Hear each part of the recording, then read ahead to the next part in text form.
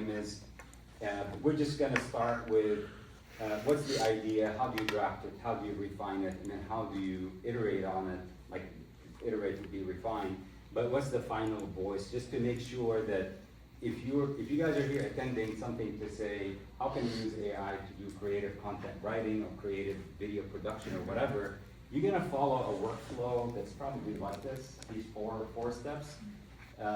And we'll go through them. I mean, again, they're obvious, but we're just gonna go through them just to kind of establish some pillars for us to think about. Because I wanna get into actual active prompting, so I can show you examples to hopefully kind of get your juices flowing on what can be done.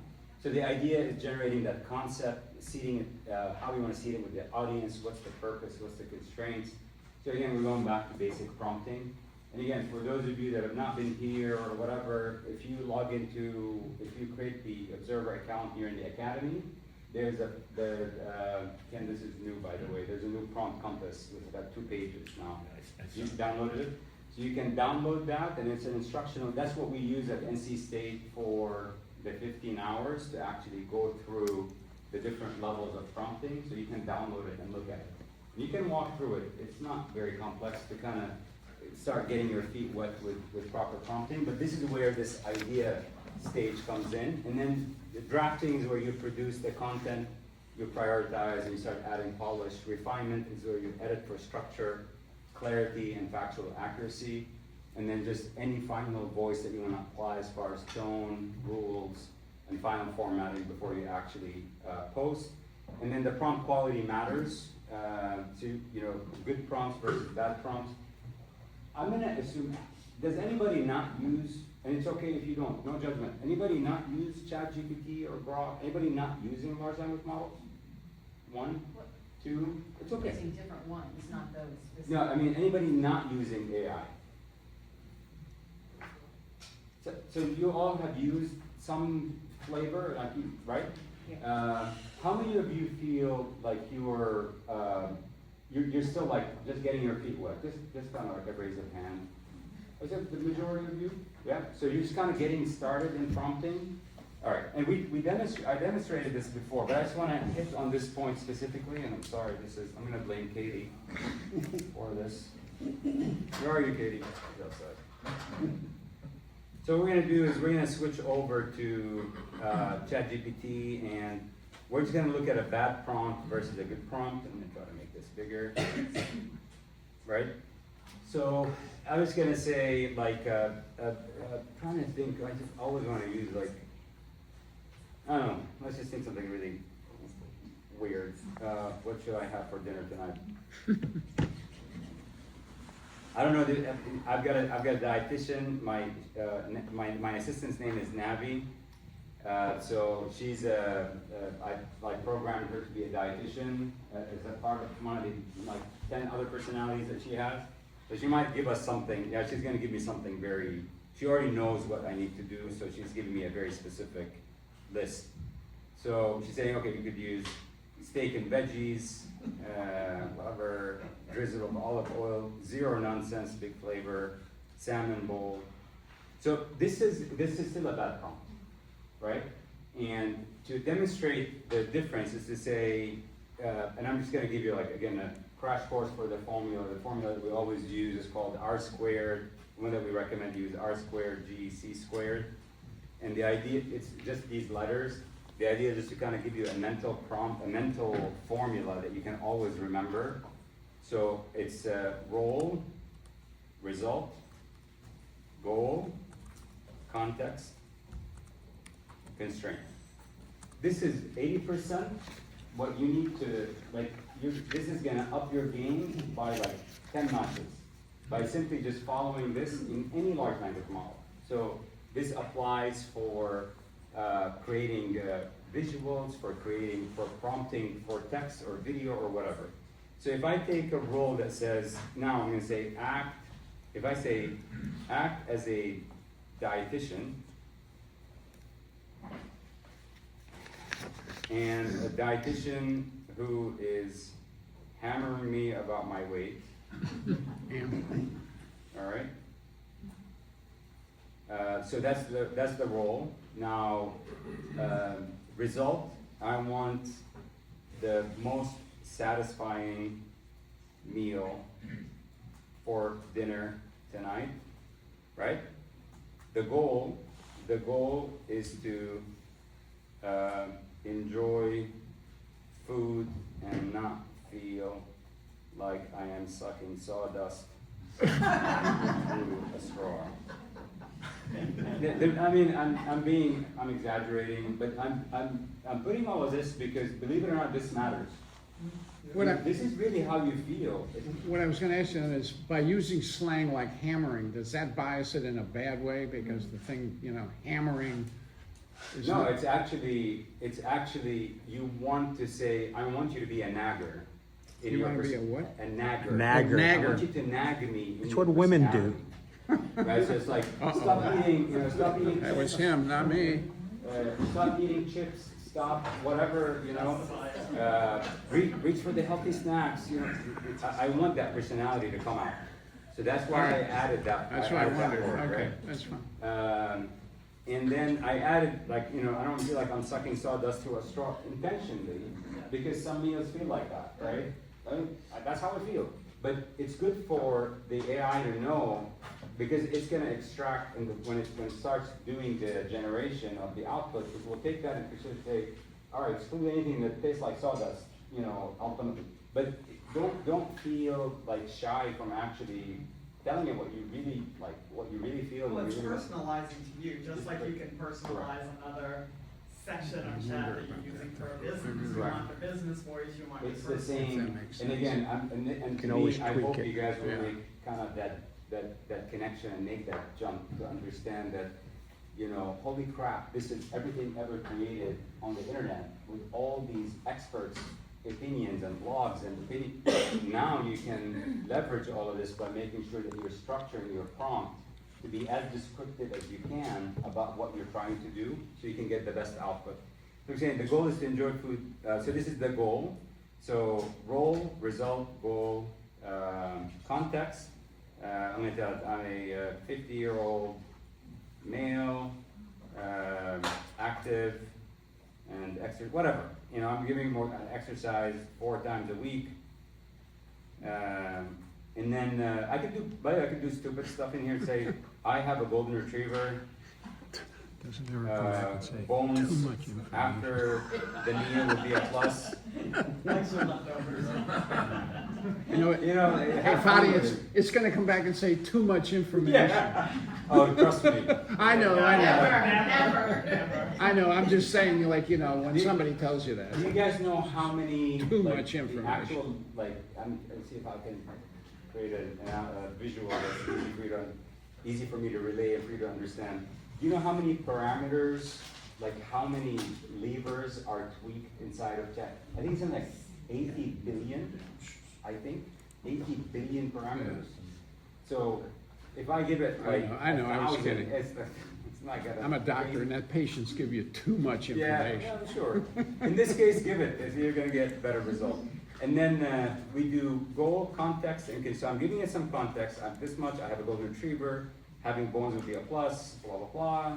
And then the constraint is to say, don't give me meals that require, Cooking. special, whatever, Preparation. special Preparation. ingredients, and having to go into international groceries, like keep it simple, right? Whatever, you can, whatever your constraint is, keep it simple. And then, I know this is a whole lot more descriptive, but that's the whole point, that's a good point. I might be like you're an idiot in the way that you're putting data, but it's fine, that's what I want. That's the whole point of having these AI assistants, so they can be customized to your whims versus just generic. Not dusty chicken breast misery. Bone and ribeye. Oh my God, that sounds good actually. Side salad, deeply satisfying, fat flavor, protein heavy, simple ingredients, no weird spices, planet Zork. I like that. Bones for Charlie. She knows The dog. what to make, okay, the point got home, you guys understand the good prompting versus bad prompting? Could you put in, act as a junk food junkie and see what it Oh, comes up yeah. with? Hell yeah. Should you also put in the Should you, but sources? could you? Could you, sorry. I don't want green eggs and ham. Go ahead. No, for this roll results goal, Mm. should you also add resource? I mean, where did they get it? You can, I mean, I can immediately, before I do this, I'm gonna say, tell me your sources with links. Sources. And anything, like you see me follow it, and it'll come back and it'll tell you where it got that from. There you go. Nutrition needs, blah, blah, blah, ACL administration, Harvard Health, da, da, da. It'll tell you where, this is, I think, for, you're asking the question. There's kind of like a veil of mystery that people put on this bias, and it's really not. It's really about, if you can prompt it properly, get a good model, and then you do proper health and hygiene, you're actually gonna get some amazing output. But that could be I think biased, you too. do, but what I'm saying, yeah, is that the information that exists is biased. Sure, but I mean, would you say the information that I have is biased in some way because of my ethnic background and my training? Yeah, I'm just saying, We if all you say that We there's all are. 9 PhDs, that doesn't mean that that body of PhDs doesn't represent a bias. No, no, That's no. all I'm saying. I agree. I'm saying, at the end of the day, if there's no bias towards something, you're gonna get a watered down, useless answer anyway. You want the experience. I'm not promoting bias. I'm just saying that what makes us unique as humans is the fact that we have experiences and we have biases. We've been burnt, we've been happy. You wanna, all I'm saying is that you use the best balanced model that has the least bias, And then probably for but it's a very good question and a very good observation. And just make sure that you're an intelligent operator and you're tweaking the model to get the most out of it. You have your own biases anyway, so. Everybody has a It could be bias. biased when you get it, it could be biased, and your bias. Yeah, my dad, God rest his soul, used to say, never judge a man or a woman until you walk a mile in their shoes. And he said, even after you walk that mile, still don't judge, because you have no clue. And he was so right, because you just judge somebody, and then 10 years later, like, holy shit, I'm the exact same position of that person, and it's a totally different perspective, because you're like, now I understand why somebody would act in a certain way. But yeah, biases and, agreed. So acting as a food junkie, my friend Jean doesn't care about diet at all. Yeah, let's see what comes up. He wants the most fattening Yeah. and juiciest meal ever imagined And I don't want to maintain my girlish by figure. a person. Give me, so now we can see, I mean, I think, again, we're exaggerating a lot of this by design, but then you can apply your own common sense as you're doing prompting. But now I'm gonna actually kind of take a detour. I know this is not about creative writing, but this is gonna feed into all the creative writing that we're doing. Let me say, give me 10 options. So now I'm gonna actually say, all right, I want you to enumerate 10 different options in what this meal could be. Glory, there you go. Glory, Greece, Paul, cardiologist. I think, are you a cardiologist, Doc? No, Well, no, anyway, you got a pulmonary. doc sitting next to you, just in case. It's all right. The triple stacked bacon cheeseburger, oh my gosh. That's awesome. American Three cheese. smashed patties, American cheese, man, I'm like salivating. Shortbread mac and cheese. Hey, can we take a break and Nashville hot eat? fried chicken. Man, this is some good stuff, man. Juice with garlic. Thank you for bringing that up, because now I have a new thing to explore. Oh, burnt ends, man, that's gotta be You can awesome. see. So this could be like your reflections cheat day recipe. Yeah. You basically blow out the entire week in that one day. All right. So back to this. So there's I said I was not going to use a video, but I am going to use a video. A good business friend of mine, good acquaintance of mine her name is Nancy Duarte. She's awesome. Yeah. Do you know her or have you met her? Okay. I've actually went to her. I went to Duarte in San Francisco, in Mountain View, and we met. And she's just awesome. I recommend you watch her video. It's about the whole thing around good story. She talks about a spark line. She has great books. She has I think I have all of them, and she sent me the latest one, which was about data. We're not going to dive into this. This could take a whole hour and a half. This is what Nancy does and the team. But the important thing about this is that for creative writing, so there's a lot of creatives, and help me out here. The best thing, guys, if you're ever writing a post, and you can see this session is about relaying my experience of what works and what doesn't work, in addition to what you do with AI. The best thing are stories. Telling people a story, they will sit up and listen, and they're wide-eyed and bushy-tailed. You start droning on theory and machine learning and supervising and unsupervising, they just fall asleep.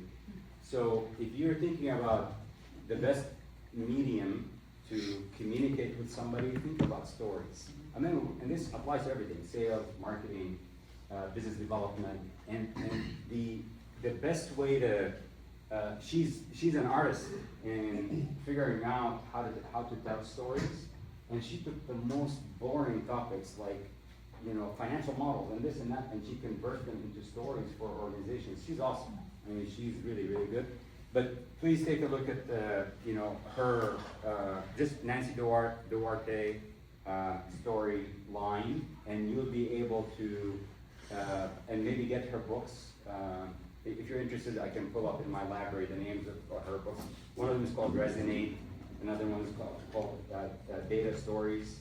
And then she has 2 other books. I have all of them. I use her templates and everything. She's awesome.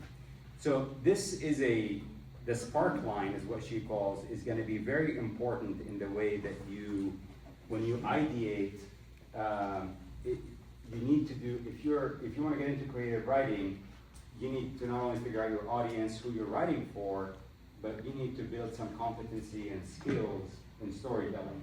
And it follows the 3 acts: the hero, the normal life, and then the challenge, and then rising to the challenge, and then how they overcome the challenge, and then how the next one is about life after the challenge. So Matt Strobel is a senior principal with us, who's also an awesome AI guy. He's done a lot of implementations. He's available to help with questions as well as we go through this. Not just some weirdo taking pictures in the corner. Yeah, not some weirdo. He's a weirdo anyway. Yeah. He's a weirdo anyway. But a known weirdo. Yeah. I mean, just to let you know how much of a weirdo he is, he worked for RTI for 15 years. Enough said. All right, RTI is a great organization. Okay, so it's important to have some kind of a structure, as we demonstrated with the food example. About prompt would say, write me a LinkedIn post about prompting. With, again, no seeding the prompt, no priming, no context, no nothing. That's just really bad, right? Versus a good way to prompt that we demonstrated. Then couple that with having your understanding of the storyline. Then you can bring all of that into your ideate phase, so that you've done some thinking ahead of time. And by the way, this is what I tell all my students at NC State and at Schema and some of the other UNC stuff. We have kind of like a saying at the firm where we're saying, and this is something big that we kind of started really hammering this year. AI will not replace people, but people with AI will replace people that do not use AI. This is what's happening. And we see this trend just accelerating.